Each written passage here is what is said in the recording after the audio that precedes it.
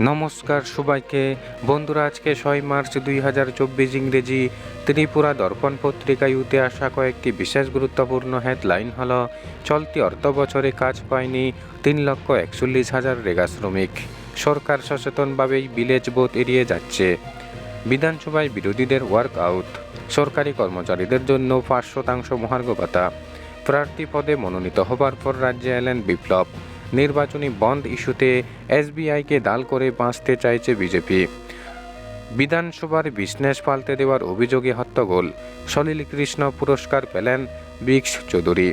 বন্ধুরা, প্রথমে আমরা যেই হেডলাইনটির বিস্তারিত আলোচনা দেখব, সেই হেডলাইনটির নাম হলো চলতি অর্থ বছরে কাজ পায়নি 3,41,000 রেগা শ্রমিক। এখানে বলা হচ্ছে, বিধানসভা অধিবেশনে 27,804 কোটি টাকার বাজেট গ্রহণ হলেও রাজ্যের গ্রাম পাহাড়ের গরিব অংশের মানুষের জীবন জীবিকার প্রশ্নে সামান্য রেগা শ্রমিকদের মজুরির টাকা ঠিকঠাক না পাওয়ার অভিযোগ উঠেছে বারবার। একই সাথে রাজ্যের অসংখ্য রেগার শ্রমিকরা এবারও বঞ্চিত হয়েছে রেগার কাজ থেকে। 2023-24 অর্থবছরের 5 মার্চ সন্ধ্যা 7:30 পর্যন্ত রেগার সরকারি পোর্টালের তথ্য অনুসারে রাজ্যে কাজ হয়েছে মাত্র 52.89 দিন। যদিও সরকারি হিসেবে এই সংখ্যাটা আরও একটু বেশি বলেই দাবি করা হচ্ছে। সরকারি পোর্টালের তথ্যের দিকে তাকালে সবথেকে বড় বিষয় দেখা যাচ্ছে, চলতি অর্থবছরে রাজ্যের 3,41,707 জন রেগা শ্রমিকরা বঞ্চিত হয়েছে কাজ থেকে। এক্ষেত্রে সরকারের বক্তব্য, কাজ না পাওয়া শ্রমিকরা কাজের জন্য দাবি জানায়নি, তাই তারা কাজ পায়নি। কিন্তু মানুষের বাস্তব অভিজ্ঞতা ও অভিযোগ একেবারেই ভিন্ন। রাজনৈতিক প্রতিহিংসার কারণে রাজ্যের একটি বড় অংশের রেগা শ্রমিক কাজ থেকে বঞ্চিত হয়েছে। স্থানীয় স্তরে একটি অংশের শ্রমিকদের কাজ করতে না দেওয়ার ঘটনা দীর্ঘদিনের। এই সংখ্যাটা প্রতিনিয়ত বৃদ্ধি পেয়ে বছর শেষে 3.5 লক্ষের কাছাকাছি এসে দাঁড়িয়েছে। কাজ না পাওয়া জব কার্ডের সংখ্যা 91,895টি। বর্তমানে রাজ্যের মোট জব কার্ডের সংখ্যা 6,76,281। এই জব কার্ডের অধীনে রেগার শ্রমিকের সংখ্যা 11,77,500 জন। এর মধ্যে 5 মার্চ সন্ধ্যা পর্যন্ত রেগার পোর্টালের তথ্য অনুসারে কাজ পেয়েছে 5,84,386টি জব কার্ডের 8,35,793 জন রেগা শ্রমিক। গত কয়েক মাস ধরেই রাজ্যের গ্রাম পাহাড়ে রেগার কাজ এক প্রকার বন্ধ। সরকারের রেগার কোষাগারে অর্থ সংকটের ফলেই এই বিপত্তি বলে জানা গেছে। শুধু তাই নয়, রাজ্যের বিভিন্ন ব্লক এলাকা সহ বিভিন্ন দপ্তরের রেগার কাজের মজুরির টাকা গত কয়েক মাস ধরে পাচ্ছে না শ্রমিকরা। এই নিয়ে একাধিকবার রাজ্যের বিভিন্ন প্রান্তে সড়ক অবরোধ, ব্লক অফিসে তালা লাগানো সহ নানা আন্দোলন চালিয়েছে শ্রমিকরা। বিভিন্ন সময়ে আধিকারিকরা বিভিন্ন ধরনের প্রতিশ্রুতি দিয়ে গ্রামবাসীদের আশ্বস্ত করলেও আধিকারিকরা সঠিক সময়ে শ্রমিকদের মজুরি টাকা দিতে পারছে না। এই পরিস্থিতিতে রাজ্যের ব্লকগুলিতে আধিকারিকরা নতুন করে কোনো কাজের উদ্যোগ নিচ্ছে না। কাজের পর সঠিক সময়ে শ্রমিকদের মজুরি না পাওয়ায় আধিকারিকদের সমস্যায় পড়তে হচ্ছে বলে এক প্রকার রেগার কাজ বন্ধ বলা চলে। অথচ রাজ্যের গ্রামীণ এলাকার মূল অর্থনীতি নির্ভর করছে রেগার কাজের উপর। গ্রামীণ এলাকার মানুষের হাতে অর্থের উচ্চ রেগা বন্ধ হওয়ার ফলে মারাত্মক সংকটে পড়েছে রাজ্যের গ্রাম পাহাড়ের গরিব অংশের জনগণ। এই সমস্যা থেকে উত্তরণ চাই রাজ্যের গ্রাম পাহাড়ের জনগণ। যদিও রেগা প্রকল্পে ন্যূনতম 100 দিনের কাজের কথা বলা হয়েছে, কিন্তু কোনো সময় এই রাজ্যে গড়ে 100 দিনের কাজ পাচ্ছে না শ্রমিকরা।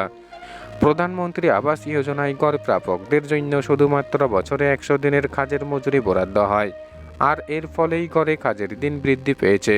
নয়তো রাজ্যে 40 থেকে 45 দিনের বেশি রেগার কাজ হয়নি বলে অভিযোগ উঠেছে রাজ্যের গ্রাম পাহাড় সর্বত্রই। বন্ধুরা, এখন আমরা যেই হেডলাইনটির বিস্তারিত আলোচনা দেখব, সেই হেডলাইনটির নাম হলো সরকার সচেতনভাবেই ভিলেজ বোট এড়িয়ে যাচ্ছে। এখানে বলা হচ্ছে, সচেতনভাবেই রাজ্য সরকার এডিসির ভিলেজ কমিটির নির্বাচন করাচ্ছে না। বুধবার বিধানসভা বাজেট অধিবেশনে ছাঁটাই প্রস্তাবের উপর আলোচনা করতে গিয়ে এই বক্তব্য রাখেন সিপিআইএম পরিষদীয় দলনেতা জিতেন্দ্র চৌধুরী। বিধানসভায় ভিলেজ কাউন্সিল নির্বাচন সংক্রান্ত একটি প্রশ্নের উত্তরের প্রসঙ্গ তুলে জিতেন্দ্র চৌধুরী বলেন, একদিকে কোভিডের কারণে ভিলেজ কাউন্সিল নির্বাচন করা যায়নি বলছেন, অন্যদিকে ব্রু শরণার্থীদের নাম তোলা এবং এডিসির টাউন কমিটির সীমানা নির্ধারণের কারণ দেখানো হয়েছে। একই প্রশ্নে সরকার দুই ধরনের উত্তর দিয়েছে বলে উল্লেখ করে রাজ্যের এডিসি এলাকার জনগণকে তাদের গণতান্ত্রিক অধিকার থেকে বঞ্চিত করা হচ্ছে বলেও মন্তব্য করেন তিনি। জিতেন্দ্র চৌধুরী রাজ্যের কৃষি ব্যবস্থার উন্নতির লক্ষ্যে আরও বেশি বিজ্ঞান ও প্রযুক্তিকে কাজে লাগানোর উদ্যোগ নিতে বলেন। ক্রীড়া ও যুব কল্যাণ দপ্তর রাজ্যের বিভিন্ন জায়গায় মুক্ত জিম বসানোর সিদ্ধান্তকে স্বাগত জানিয়ে উমাকান্ত একাডেমির মতো ফুটবল মাঠগুলোকে সিনথেটিক মাঠ না করার জন্য ক্রীড়া ও যুব কল্যাণ মন্ত্রীকে অনুরোধ করেন। রাজ্যে সাজার হার কমে যাচ্ছে বলে উল্লেখ করে তিনি বলেন, অভিযুক্তরা অভিযোগকারীদের নানাভাবে হুমকি দেওয়ার কারণেই এই ঘটনা ঘটছে বলে রাজ্যের দুটি ঘটনার কথা মুখ্যমন্ত্রীর দৃষ্টিতে নেন। বিধানসভার বিরোধী দলনেতা অনিমেষ দেববর্মাও ভিলেজ কাউন্সিল নির্বাচন দ্রুত সম্পন্ন করার সঙ্গে সঙ্গে এডিসির দুটি শূন্য আসনেও দ্রুত উপনির্বাচন করার দাবি জানান। এদিন বিধানসভার বাজেটে বিরোধী দলগুলোর ১৩ জন বিধায়ক ৬২টি ছাঁটাই প্রস্তাব আনেন। ছাঁটাই প্রস্তাবগুলোর সমর্থনে বক্তব্য রাখেন বাম বিধায়ক শৈলেন্দ্র চন্দ্রনাথ, শ্যামল চক্রবর্তী, নির্মল বিশ্বাস, কংগ্রেস বিধায়ক সুদীপ রায় বর্মন, গোপাল রায়, তীব্রামতার বিশ্বজিৎ কলই এবং মানব দেববর্মা। বিরোধী দলের বিধায়কদের আনা ছাঁটাই প্রস্তাবগুলোর বিরোধিতা করে বক্তব্য রাখেন মুখ্যমন্ত্রী মানিক সাহা। পরে দনীভোটে বিরোধীদের আনা ছাঁটাই প্রস্তাবগুলো বাতিল হয়ে যায়। বন্ধুরা, এখন আমরা যেই হেডলাইনটির বিস্তারিত আলোচনা দেখব সেই হেডলাইনটির নাম হলো বিধানসভায় বিরোধীদের ওয়ার্কআউট। এখানে বলা হচ্ছে, বিধানসভার বাজেট অধিবেশনের শেষ মুহূর্তে বিধানসভার নির্ধারিত কার্যবিবরণী শেষ না করেই অধ্যক্ষ বিধানসভার অধিবেশন মুলতবি ঘোষণা করতে শুরু করলে ওয়ার্কআউট করেন বাম, কংগ্রেস ও তীব্রামতার বিধায়করা। মঙ্গলবার বাজেট অধিবেশনের শেষ মুহূর্তে দিল্লিতে কেন্দ্র, রাজ্য ও ত্রিপুরার ত্রিপাক্ষিক চুক্তির বিষয়ে বিবৃতি দেন মুখ্যমন্ত্রী মানিক সাহা। মুখ্যমন্ত্রীর বিবৃতির পর কংগ্রেস বিধায়ক সুদীপ রায় বর্মন এ প্রসঙ্গে কিছু বলতে চাইলে অনুমতি দেননি অধ্যক্ষ। পরিষদীয় মন্ত্রী রতনলাল নাথও বাধা দেন সুদীপ রায় বর্মনকে। সুদীপ রায় বর্মনের কথা বলার সময় অধ্যক্ষ বিধানসভার অধিবেশন অনির্দিষ্টকালের জন্য মুলতবির ঘোষণা দিতে শুরু করলে কংগ্রেস বিধায়ক গোপাল রায় প্রথমে উঠে দাঁড়িয়ে বিধানসভার কার্যবিবরণীর কিছু অংশ বাদ পড়েছে বলে স্পিকারের নজরে আনার চেষ্টা করেন। উঠে দাঁড়ান বিধায়ক সুদীপ রায় বর্মন, সিপিআইএম পরিষদীয় দলনেতা জিতেন্দ্র চৌধুরী ও বিরোধী দলনেতা অনিমেষ দেববর্মা। অধ্যক্ষ কারোর কথাই শুনতে না চাইলে বাম বিধায়করা একযোগে উঠে দাঁড়িয়ে অধ্যক্ষের দৃষ্টি আকর্ষণের চেষ্টা করে ব্যর্থ হতেই কংগ্রেস, সিপিআইএম ও তীব্রামতার বিধায়করা অধ্যক্ষের ঘোষণাকালীন সময়ে বিধানসভা থেকে বেরিয়ে যান। বাম পরিষদীয় দলনেতা জিতেন্দ্র চৌধুরী চিৎকার করে বলেন, বিধানসভা সদস্যদের অধিকার হরণ করে বিধানসভার গরিমা নষ্ট করা হচ্ছে। এই দিন বিধানসভার কার্যবিবরণীতে দৃষ্টি আকর্ষণী নোটিশ ও রেফারেন্স পিরিয়ডে বিরোধী দলের বিধায়করা জনস্বার্থবাহী বিভিন্ন বক্তব্য রাখার সুযোগ পাননি বলেও অভিযোগ করেন বিরোধী বিধায়করা। শেষমেশ অধ্যক্ষ বিশ্ববন্ধু সেন অনির্দিষ্টকালের জন্য বিধানসভার অধিবেশন মুলতবি ঘোষণা করেন। বন্ধুরা, এখন আমরা যে হেডলাইনটির বিস্তারিত আলোচনা দেখব সেই হেডলাইনটির নাম হলো সরকারি কর্মচারীদের জন্য ৫% মহার্ঘ ভাতা। এখানে বলা হচ্ছে, সরকারি কর্মচারী ও পেনশনারদের ৫% মহার্ঘ ভাতা দেওয়ার ঘোষণা করলেন মুখ্যমন্ত্রী মানিক সাহা। মঙ্গলবার বিধানসভায় এই ঘোষণা দিয়ে মুখ্যমন্ত্রী জানান, রাজ্যের ১,৬০,৯৩২ জন সরকারি কর্মচারী ও ৮২,০০০ পেনশনারকে ৫% দিয়ে দিতে বছরে অতিরিক্ত ৫০০ কোটি টাকা খরচ হবে সরকারের।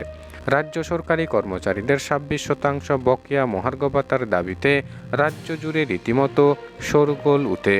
লোকসভা নির্বাচনের মুখে এদিন বিধানসভায় মুখ্যমন্ত্রী ৫% মহার্ঘ ভাতা ঘোষণা করার পর বিরোধী দলনেতা অনিমেষ দেববর্মা বকেয়া ২১% মহার্ঘ ভাতা কবে নাগাদ মিটিয়ে দেওয়া হবে জানতে চাইলে মুখ্যমন্ত্রী অবশ্য নির্দিষ্ট সময়সীমার কথা বলেননি।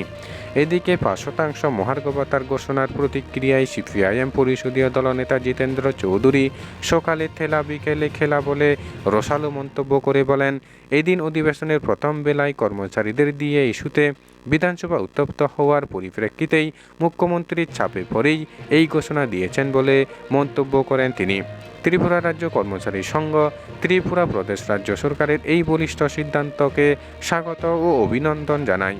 রাজ্য সরকারি কর্মচারীদের জন্য মঙ্গলবার ৫% মহার্ঘ ভাতা প্রদান করার জন্য মুখ্যমন্ত্রী ডক্টর মানিক সাহা এবং রাজ্যের অর্থমন্ত্রী প্রণজিৎ সিংহ রায়কে ধন্যবাদ জানিয়ে উদয়পুরের TRKS উদয়পুর মহকুমা কমিটির উদ্যোগে মিছিল বের হয়।